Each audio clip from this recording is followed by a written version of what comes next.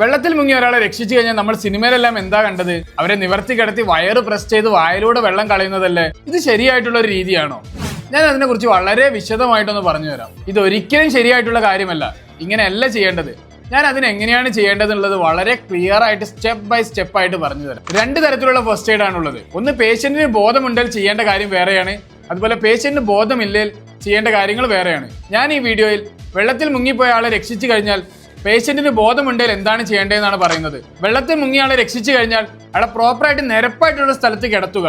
എന്നിട്ട് അയാൾ ബ്രീത്ത് ചെയ്യുന്നുണ്ടോ എന്നാണ് ഫസ്റ്റ് ചെക്ക് ചെയ്യേണ്ടത്. പേഷ്യന്റ് സ്വന്തമായിട്ട് ബ്രീത്തിങ്ങും അതുപോലെ കോൺഷ്യസും ആണെങ്കിൽ പെട്ടെന്നൊരു വാമായിട്ടുള്ള പുതപ്പെടുത്ത് പുതച്ച് അയാളെ സൈഡ് ലൈനിൽ കിടത്തി പെട്ടെന്ന് തന്നെ ഹോസ്പിറ്റലിൽ എത്തിക്കാൻ ശ്രമിക്കുക. ഇതാണ് ഒരു പേഷ്യന്റ് ബോധമുണ്ടെങ്കിൽ ചെയ്യേണ്ട കാര്യം. അല്ലാതെ അവരെ വയറ് പ്രസ് ചെയ്ത് പൊട്ടിക്കുകയല്ല വേണ്ടത്. അതുപോലെ കോൺഷ്യസ് അല്ലാത്ത പേഷ്യന്റ് എങ്ങനെയാണ് ഫസ്റ്റ് എയ്ഡ് കൊടുക്കേണ്ടതെന്ന് ഞാൻ അടുത്ത വീഡിയോയിൽ പറഞ്ഞുതരാം.